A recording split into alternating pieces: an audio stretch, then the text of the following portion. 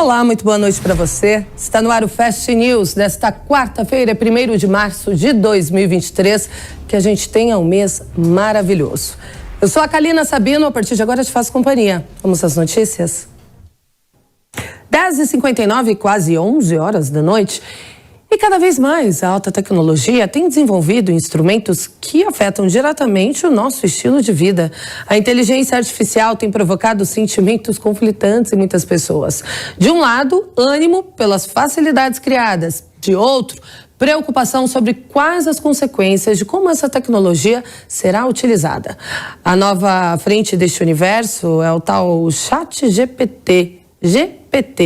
Para falar sobre o que é, como funciona e vantagens e desvantagens, vamos conversar agora com Roberto Maier, que é vice-presidente de Governança e Planejamento da Federação ACESPRO, Associação das Empresas Brasileiras de Tecnologia da Informação. Boa noite, seja bem-vindo. Boa noite, obrigado. Imagina. Gostaria primeiramente que o senhor explicasse para a gente o que é esse chat. Bem, de fato, o ChatGPT é uma ferramenta que ela conversa com as pessoas, né? Da mesma forma como a gente estabelece uma conversa com uma pessoa, por exemplo, no WhatsApp, só que quem está do outro lado é uma máquina, né? Resumidamente, este é o princípio, né? O fato é que esta máquina, ela é baseada em algoritmos, né, de inteligência artificial, e daí o seu comportamento, né, que nós temos visto aí um monte de reportagens e especulações aí nas últimas semanas.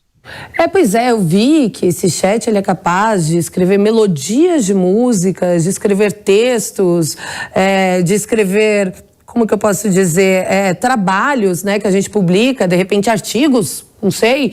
Meu Deus, isso é verdade?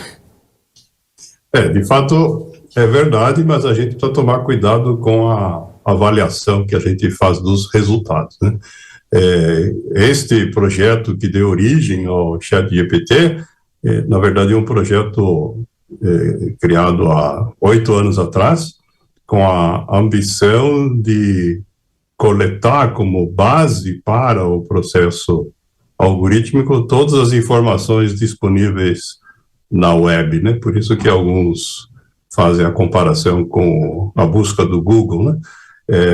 Os algoritmos de inteligência artificial, né, que estão por detrás do ChatGPT e da maioria dos sistemas de inteligência artificial modernos, né, eles são baseados num processo que a gente chama de aprendizado de máquina, onde, na verdade, o algoritmo recebe um conjunto de informações e, através do algoritmo dele, ele vai, então, selecionar quais informações ele vai retornar para a pessoa que está interagindo com ele, né? Falando de uma forma simplificada.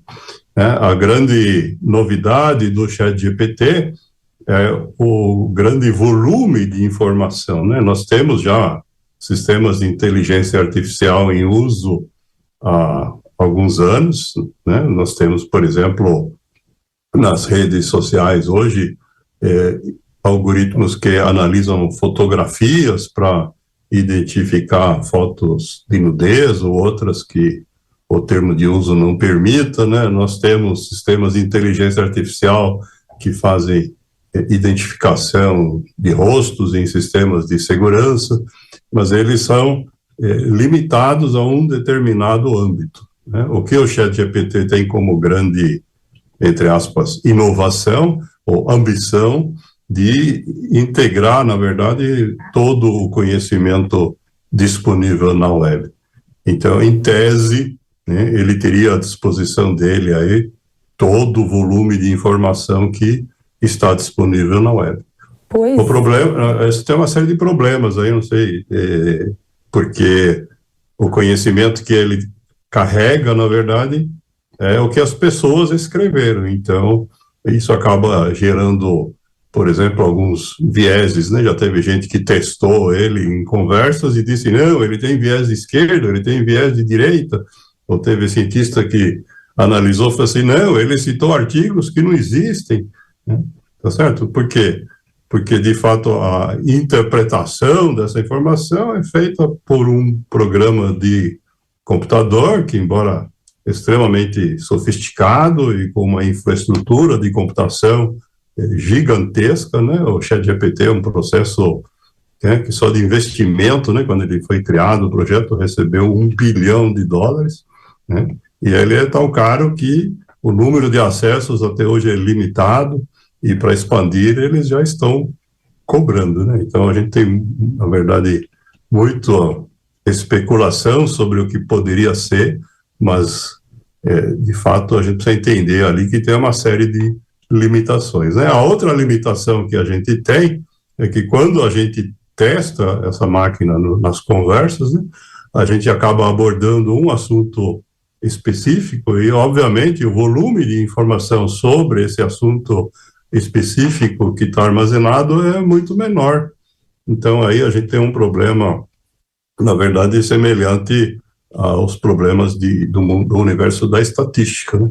Quanto menor a amostra que a gente coletar, menos precisa a informação que a gente vai receber, né? Um dos primeiros casos que veio aí na imprensa internacional, por exemplo, foram os astrônomos que perguntaram para a máquina, né, sobre as fotografias do telescópio James Webb, né? É uma informação bem específica, né? E o algoritmo disse que, né, o telescópio James Webb tinha sido o primeiro a fotografar planetas fora do nosso sistema solar, o que simplesmente não é verdade. Outros telescópios há muitos anos já tinham fotografado planetas, né, que circundam estrelas que não são o nosso Sol.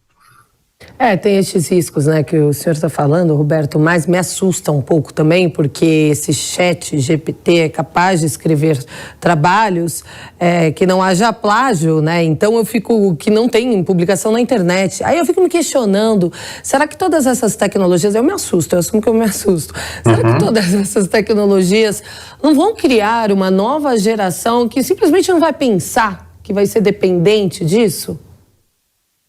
Olha, esse risco existe, né? Mas ele não é imediato, né? A gente tem, na verdade, na história da humanidade, né, desde antes até do grande avanço científico, né, do século XIX ao século XX, né, já tínhamos, né, escritos e alquimistas e místicos que queriam criar, né, o que modernamente nós chamamos de robôs, né? Em resumo, máquinas que pudessem substituir homens, né? E a fronteira do pensamento, né, é de fato talvez a última que nós temos aí para ser transposta, mas se isso vai funcionar ou não, nós ainda não sabemos, né? De fato é um experimento grande, larga escala, né? Mas nós tivemos aí os vários relatos, né, de colocações, né, que vão na direção de que isso tem uma série de problemas, né? Do outro lado, a gente tem, por exemplo, quando foi noticiado, né, que foram colocados no chat para o algoritmo perguntas que fazem parte de exames de admissão em universidades americanas. Aqui no Brasil foi feito com as perguntas do exame para admissão na Ordem dos Advogados do Brasil, né? De fato, ali nós estamos falando, na verdade, de um processo de consulta enciclopédica, né? É como se a gente tivesse um Google automático, né? O número de lugares na internet onde essa informação está disponível é muito grande, então a chance de acerto é razoavelmente grande. E, de fato, a manchete diz, né, o ChatGPT foi aprovado no exame da Ordem dos Advogados do Brasil. Mas lá, se a gente lê as letras pequenas da reportagem, né, ele passou, sim, mas com uma nota de 60% ou 70%. Né? Então, mesmo nesses casos, ele não teve o índice de acerto de 100%, né? O que a gente tem muito, mas muito mesmo, são crenças, né, de que a inteligência artificial, ela é perfeita, né, de que ela é mágica, né, e de fato nós ainda estamos muito longe disso, né. Quando eu era estudante de pós-graduação, né, meu orientador brincava, né, que a sigla IA, na verdade, não significa inteligência artificial, mas significa idiotice automática, né, porque o computador simplesmente reproduz, né, o resultado das informações que lhe foram dadas com o programa que foi implantado nele. O que nós temos aqui no caso é que o volume de dados é cada vez maior e a capacidade de computação também. Mas uma questão que, por exemplo, em relação à tua preocupação, né, existe a questão do custo, né, tá certo? Usar este algoritmo, né, hoje, para todas as aplicações que está se falando, é até economicamente inviável, né? A quantidade de equipamentos, o consumo de energia, o preço disso, né? Pouquíssimas pessoas teriam condições de pagar por isso hoje. Então, assim, o risco existe, mas ainda estamos longe desse cenário quase que apocalíptico, né, que você está descrevendo. Ai, que bom. Kobayashi, já pensou, Kobayashi, a inteligência artificial pontuando mais que você numa prova da OAB, Kobayashi? Mas já pensou concorrer com a máquina? Essa é a questão. Se acertou 70%, já passa no exame e pega a carteira, viu? Vamos nos lembrar disso. Mas, Roberto, primeiro, muito boa noite, um prazer falar com boa noite, Kobayashi. A minha pergunta é a seguinte: já se tem notícias sobre alguém se utilizando desse mecanismo para cometer crimes? Porque a tecnologia vem e as pessoas se aproveitam. Quando tem um cartão de aproximação, alguém já faz um golpe do cartão de aproximação. Tem um aplicativo de relacionamento, alguém faz golpe do aplicativo de relacionamento. No metaverso, por exemplo, no ano passado a gente teve notícias de violação sexual, de abuso dentro do metaverso. Então, cada vez que a tecnologia vem, há um criminoso que enxerga nisso uma oportunidade de tirar alguma vantagem. Tem alguma notícia de alguém já se utilizando disso? A sociedade precisa se preocupar, se precaver de alguma forma? Olha, até o momento nós não temos notícia de nenhum crime cometido usando o ChatGPT, né? De fato é um serviço que é prestado mediante cadastro, né? Você precisa se identificar, né? Então, o processo, por enquanto, ele tem esse nível de segurança, que obviamente é limitado, né? Os criminosos vão certamente criar perfis fakes, né? Mas eles também têm que aprender a usar a ferramenta, né? A criatividade, né? No uso de uma ferramenta como essa para fins, digamos, criminosos, né, ela não é imediata, né, porque você estabelece uma conversa com a máquina, então você tem que, de alguma forma, usar esse conteúdo da conversa para fins maliciosos, né, e quem está conversando é você, né, e o que a máquina vai responder você não sabe, porque do outro lado tem um algoritmo, né, então, assim, já teve gente que provocou, isso sim, nós sabemos, a máquina, né, buscando fomentar respostas inadequadas, e de fato isso aconteceu, né? A imprensa americana relatou aí vários casos, inclusive, que, né, o algoritmo fez uso de expressões, digamos, inadequadas, né, ficou agressivo, né, na linguagem que passou a utilizar, né, porque os programadores que desenvolveram tentaram colocar nesse processo de conversa uma camada que pareça humana. Mas eu, pelo menos, não tenho conhecimento ainda de nenhum crime baseado nessa tecnologia. Roberto, e como que se faz para acessar esse algoritmo aí, esse chat GPT? Porque ele não é que nem um aplicativo que eu vou ali na loja do meu celular. Na verdade, ele tá disponível no site da OpenAI Foundation, né? Gratuito?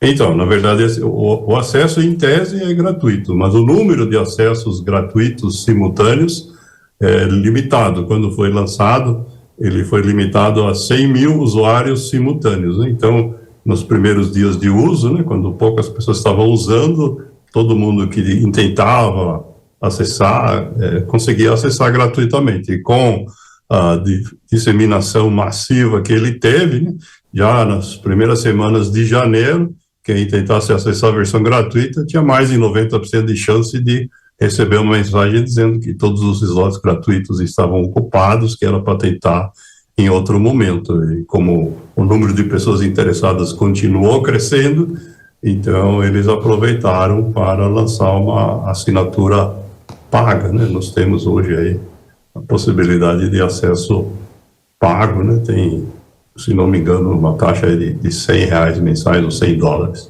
para fazer uso do robô. Agora, algo que me provoca... Só completando, né? Se quiser acessar, se você entrar no Google e procurar por OpenAI, né? Que é AI, né? Que é inteligência artificial em inglês, a abreviatura, ele vai te dar o link, você entra lá e conversa. Se tiver sorte de achar um slot gratuito... Quem sabe, não é mesmo? Consegue operar. Ô, Roberto, agora, assim, para a gente finalizar, mais um cenário apocalíptico que eu trago aqui. Sou jornalista e a gente sabe que, assim, quem está em frente à câmera não é nem sei lá, 10%, né, de toda a nossa categoria. Se a gente olhar a nossa redação, na verdade, numa redação, 90% dos jornalistas, né, são de redação. E a minha pergunta não só de jornalista, como outras profissões, será que um dia a inteligência artificial pode tomar o nosso lugar? Olha, eu pessoalmente acredito que não. Né? Os seres humanos temos uma capacidade de discernimento e um cérebro, né, que funciona de uma forma que até hoje, né, a gente não tem uma explicação científica clara, né, de como que funciona. Esses computadores que estão por trás do ChatGPT são computadores semelhantes a esses que todos nós usamos, né, na sua arquitetura, né, apenas que ali tem um parque de equipamentos gigantesco processando de forma simultânea para conseguir isso que nós estamos vendo com todas as eventuais limitações e falhas, né?